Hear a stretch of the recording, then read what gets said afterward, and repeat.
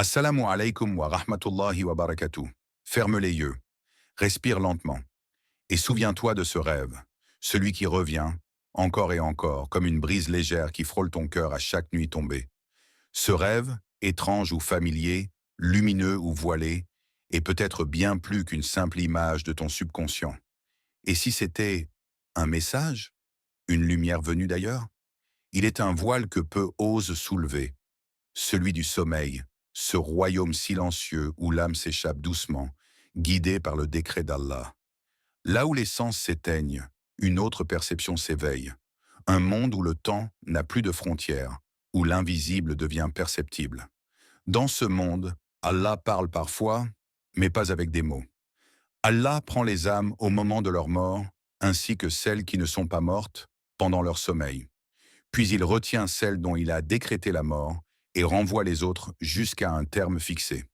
Sourate Az-Zumar 39-42. Ce verset n'est-il pas bouleversant? Pendant que tu dors, ton âme n'est plus totalement là. Elle est entre deux mondes. Et dans cet entre-deux, des secrets te sont soufflés. Le sommeil est une mort douce, et le rêve, une fenêtre entr'ouverte sur l'au-delà. Imagine ton âme, libre, s'élevant doucement au-dessus de ton corps. Elle plane dans un espace que ton esprit éveillé ne peut saisir.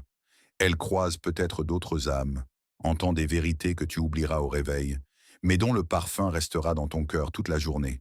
Tu le sais, n'est-ce pas? Certains rêves ne s'effacent jamais. Il y a dans l'islam une profonde sagesse sur ce lien entre sommeil et spiritualité. Les savants du cœur disent que les rêves ne sont pas simplement des illusions. Ils sont des signes, des rappels, parfois même des avertissements, mais toujours des messages. As-tu déjà ressenti cette sensation étrange au réveil, comme si tu avais été ailleurs, comme si un secret t'avait été confié mais que tu n'arrivais plus à le traduire en mots? Ce rêve récurrent que tu fais, pourquoi revient-il toujours? Que cherche-t-il à te dire? Et surtout, qui cherche à te parler à travers lui? Ne minimise jamais un rêve qui insiste, car peut-être, à travers lui, Allah éveille doucement ton âme, sans bruit, sans lumière crue. Juste ce silence doux et profond de la nuit, là où l'âme entend ce que l'oreille ignore. Ce n'est que le début d'un voyage, un voyage dans les profondeurs de ton être, là où le rêve n'est pas un mensonge, mais une vérité qui prend la forme d'un symbole. Il y a dans le silence de la nuit un murmure que seuls les cœurs éveillés peuvent entendre. Ce n'est pas une voix comme les autres. Elle ne vient ni des pensées, ni des émotions. Elle vient d'un lieu plus profond, de l'invisible. Et parfois, cette voix choisit de se manifester dans un rêve. Tu t'es déjà demandé pourquoi certains rêves restent gravés dans ta mémoire, comme s'ils avaient laissé une empreinte dans ton âme? Pourquoi certaines images reviennent avec insistance, tandis que d'autres s'effacent aussitôt? C'est parce que tous les rêves ne sont pas égaux. Et dans l'islam, cette réalité est connue depuis des siècles. Le prophète Mohammed, paix et bénédiction sur lui, a dit: les rêves véridiques, Ruya Saliha, du croyant sont une partie des 46 parties de la prophétie. Hadith authentique rapporté par Al-Bukhari et Muslim. Quel honneur, quelle noblesse! Ce que tu as vu dans ton sommeil pourrait être un fragment de la lumière prophétique, un éclat d'au-delà transmis à ton cœur par la permission d'Allah. Ce n'est pas de l'imagination, c'est une guidance, une subtile invitation à te rapprocher de la vérité. Mais pourquoi maintenant? Pourquoi ce rêve, à ce moment précis de ta vie? Peut-être que ton cœur est prêt, peut-être que ton âme est mûre pour entendre ce qu'Allah veut te dire depuis longtemps. Parfois, l'invisible ne parle que lorsque le tumulte s'apaise, et le sommeil est ce moment sacré où les bruits du monde se taisent enfin, pour que la lumière intérieure puisse parler. Certains rêves viennent te consoler, d'autres te réveillent. Il y a ceux qui t'avertissent et ceux qui te montrent le chemin. Tu les reconnais à leur douceur, à leur clarté, à la paix qu'ils laissent dans ton cœur. C'est là que tu sauras. Ce rêve n'était pas ordinaire. Il venait d'Allah. Et si tu fais ce même rêve encore et encore, ce n'est pas une coïncidence. C'est une insistance douce de l'invisible, une miséricorde cachée qui frappe à la porte de ton cœur. Tu es peut-être en train d'être guidé, mais tu ne le sais pas encore. Pose-toi cette question. Et si ce rêve était une réponse à une prière que tu as faite il y a longtemps, peut-être oublié, mais qu'Allah, lui, n'a jamais oublié. Chaque Ruya Saliha est une lumière suspendue entre le ciel et ton âme. Elle n'éclaire que ceux qui cherchent, que ceux qui se rappellent. Alors, es-tu prêt à écouter ce que l'invisible cherche à te dire? Il était une fois un homme simple, au cœur discret, vivant dans un petit village entouré de montagnes silencieuses. Il priait, jeûnait, faisait du bien autour de lui, mais au fond de son âme, il sentait un vide, un silence pesant entre lui et Allah. Il appelait, mais ne sentait pas de réponse. Il avançait, mais sans direction, jusqu'à ce qu'un rêve commence à visiter ses nuits. La première fois, ce n'était qu'une sensation, une lumière au loin, dans un désert immense. Puis à la nuit suivante, il vit cette lumière se rapprocher, comme une étoile tombée du ciel, posée au sommet d'une colline. Et chaque nuit, le rêve revenait. Toujours la même scène, le même désert, la même lumière. Au début, il n'y prêta pas trop attention, mais au fil du temps, quelque chose en lui changeait. Ce rêve n'était pas comme les autres. Il n'était pas confus ni agité. Il apportait une paix étrange, une clarté, une force douce.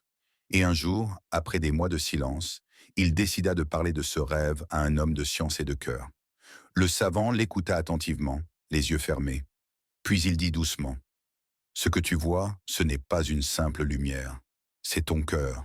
Et la colline, c'est le sommet de la sincérité. Allah t'invite. Il te montre qu'au-delà de tes habitudes, de ta routine, il t'attend. » Ce rêve est un rappel. Ce fut un choc pour cet homme. Il rentra chez lui le cœur bouleversé. Et cette nuit-là, pour la première fois, il pleura en priant. De vraies larmes. Des larmes venues d'un endroit en lui qu'il n'avait jamais visité. Il demanda pardon, il demanda guidance. Il parla à Allah comme à un ami longtemps perdu. Et le rêve disparut. Il ne le revit plus jamais. Mais quelque chose de plus précieux resta. Une paix constante. Comme si son âme avait compris. Le vide s'était comblé. Ce rêve récurrent n'était pas un hasard. C'était un appel. Une lanterne posée par Allah sur son chemin. Et lorsqu'il décida de répondre, la lumière extérieure s'éteignit, car elle avait allumé une lumière intérieure. Toi aussi, tu fais peut-être ce genre de rêve. Tu vois peut-être la même image revenir. Un lieu, une personne, un mot. Ce n'est peut-être pas un souvenir. C'est peut-être une invitation à grandir, à changer, à revenir à Allah. Et rappelle-toi, le cœur qui écoute un rêve avec sincérité peut entendre bien plus que ce que les yeux voient. Pourquoi ce rêve revient-il, encore et encore? Est-ce simplement le fruit de mon imagination? Ou est-ce un écho venu de l'invisible, un signe que je n'arrive pas à lire? Je ferme les yeux, et l'image revient, toujours la même. Un lieu que je n'ai jamais visité, mais que mon cœur reconnaît.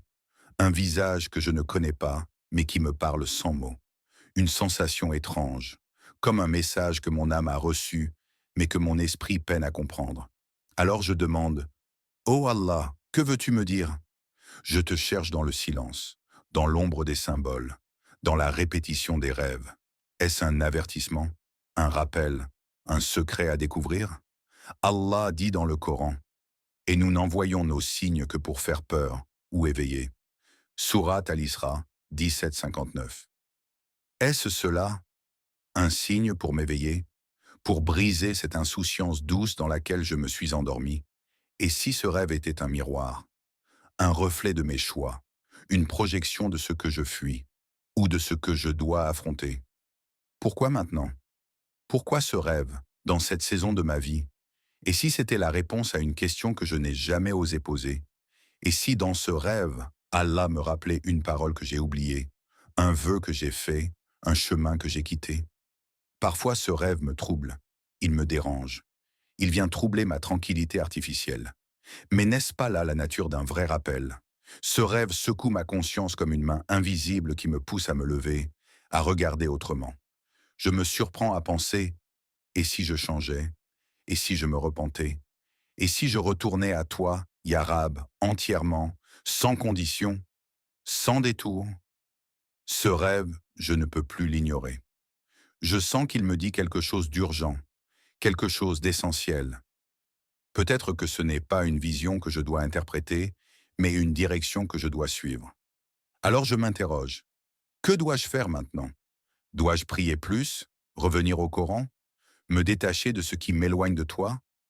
Est-ce toi, Ya Allah, qui m'appelle par ce rêve que je vois si souvent? Je suis prêt à écouter, je suis prêt à changer. Même si je ne comprends pas tout, je sais que ton message est pur et qu'aucun signe ne vient sans sagesse. Ce rêve, c'est peut-être ta miséricorde déguisée, ton amour codé, et moi, je veux enfin y répondre. Depuis la nuit des temps, les songes ont été les messagers du ciel. Ils traversent les mondes, franchissent les voiles de la perception et viennent frapper à la porte de l'âme avec douceur, ou avec une puissance bouleversante. Les prophètes, choisis par Allah, étaient parfois les témoins de ces rêves si purs qu'ils devenaient des révélations, des clés vers l'invisible. Le jeune Youssouf, paix sur lui, encore enfant, vit dans son sommeil un mystère que seul l'avenir dévoilerait. Il dit à son père, « Ô mon père, j'ai vu en songe 11 étoiles, et aussi le soleil et la lune. Je les ai vus prosternés devant moi. » Sourat Youssouf, 12.4.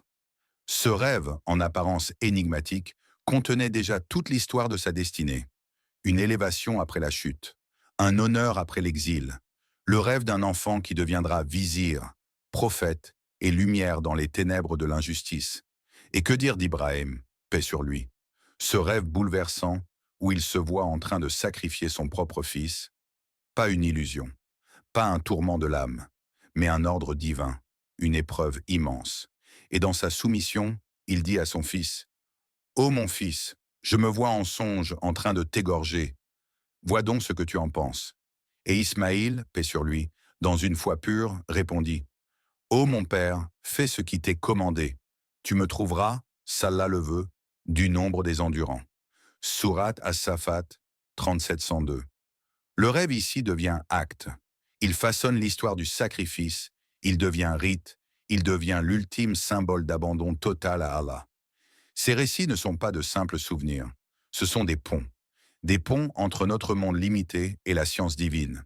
Ils nous rappellent que les rêves, chez les prophètes, étaient de vérité. Un langage céleste sans mensonge. Chaque vision était une clé pour ouvrir les portes de la patience, de la sagesse, de la soumission, de la guidance. Alors toi qui rêves souvent, as-tu pensé que ton rêve pouvait être, lui aussi, une clé?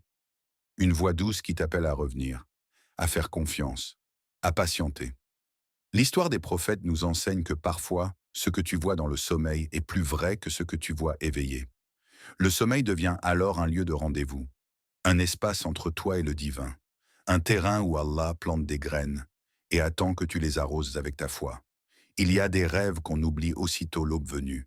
Et puis, il y a ceux qui restent, ceux qui laissent une empreinte, comme une caresse sur l'âme, comme une brûlure douce au fond du cœur. Tu te réveilles, les yeux encore fermés, mais ton cœur est déjà éveillé. Tu sens quelque chose, une paix que tu n'expliques pas, ou une peur noble, une crainte douce, qui te pousse à te relever, à prier, à invoquer Allah. Ce rêve n'était pas comme les autres. Il n'était pas fait de hasard. Il portait une trace, une empreinte. Car Allah dépose parfois un message non pas seulement dans l'image, mais dans le ressenti qu'elle laisse.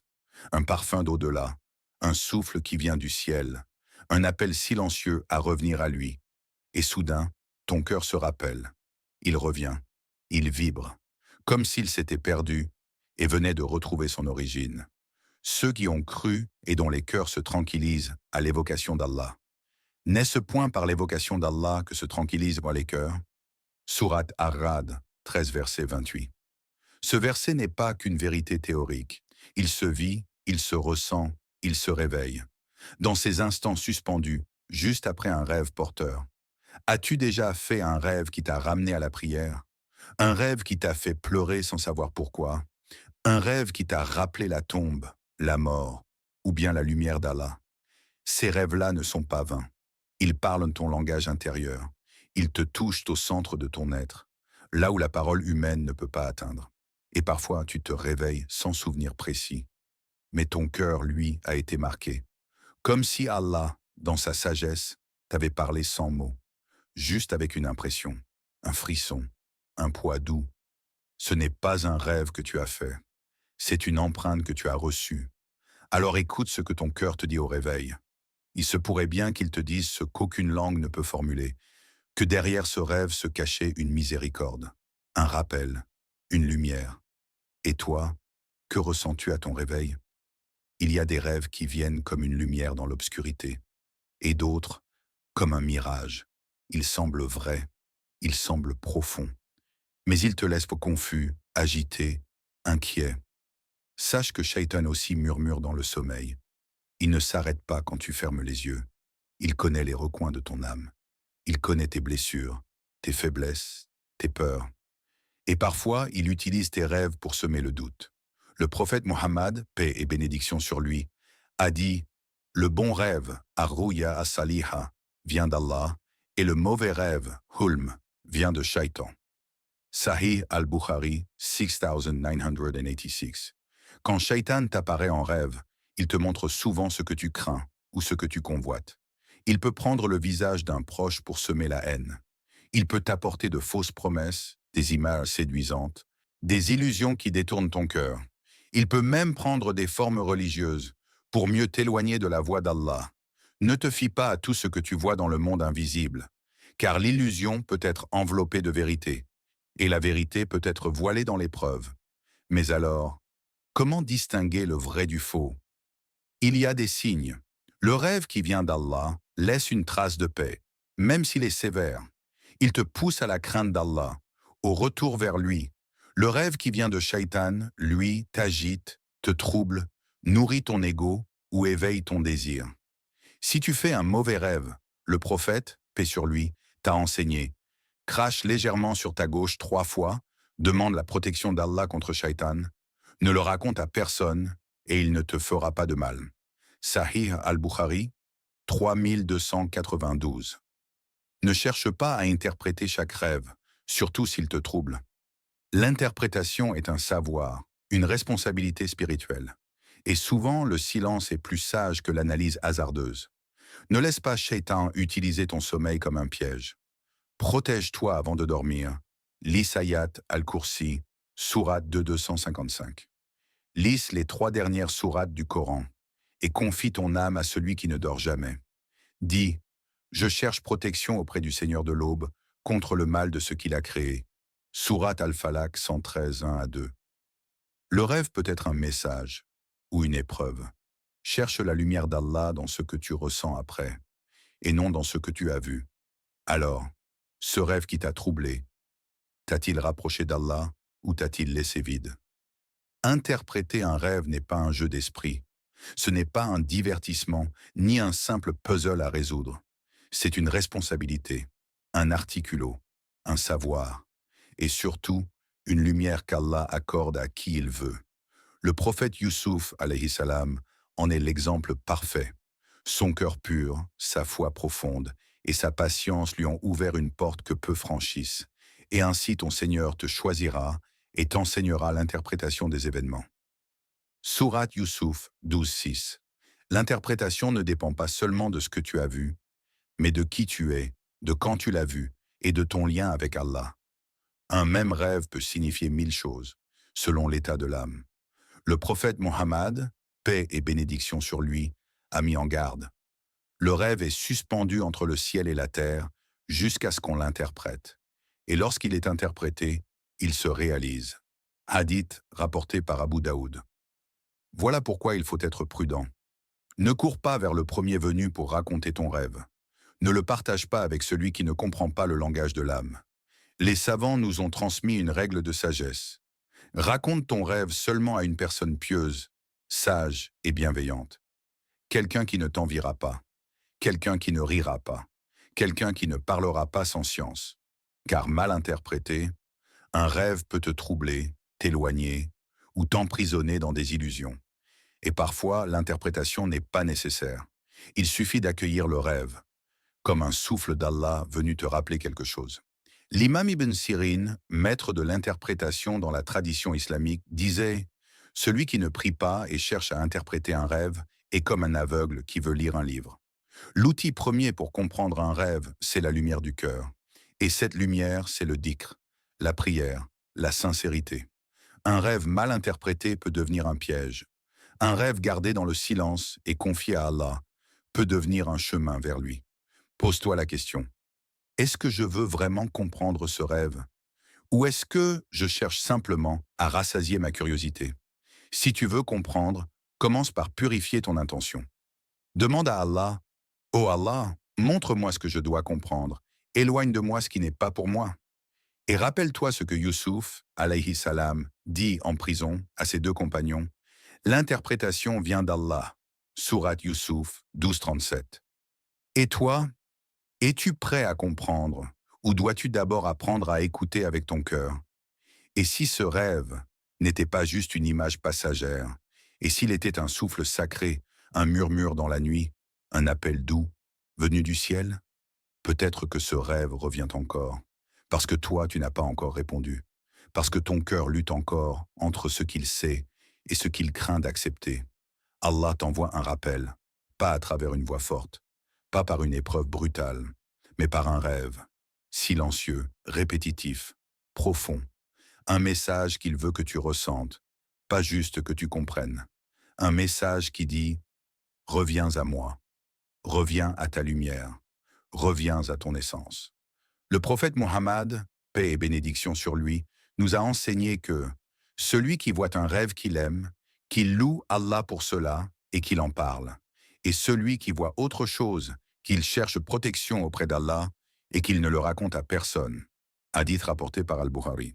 Ton rêve te cherche encore, parce que ta transformation spirituelle est encore incomplète, parce que ton cœur aspire à un retour, à la vérité, à la paix, à Allah. Alors lève-toi avant l'aube, fais tes ablutions dans le silence de la nuit, et dans la solitude, parle-lui. Dis-lui ce que tu ne dis à personne. Mets ton front sur le sol, et laisse tes larmes porter ton rêve vers le ciel. Dis, Ya Rab, si ce rêve est un signe de toi, éclaire-le. Si c'est un appel, aide-moi à y répondre. Et si c'est un rappel, fais de moi quelqu'un qui t'écoute. Car rien ne revient dans ta vie sans une sagesse. Et quand quelque chose te touche encore et encore, c'est que l'univers spirituel veut entrer dans ton cœur.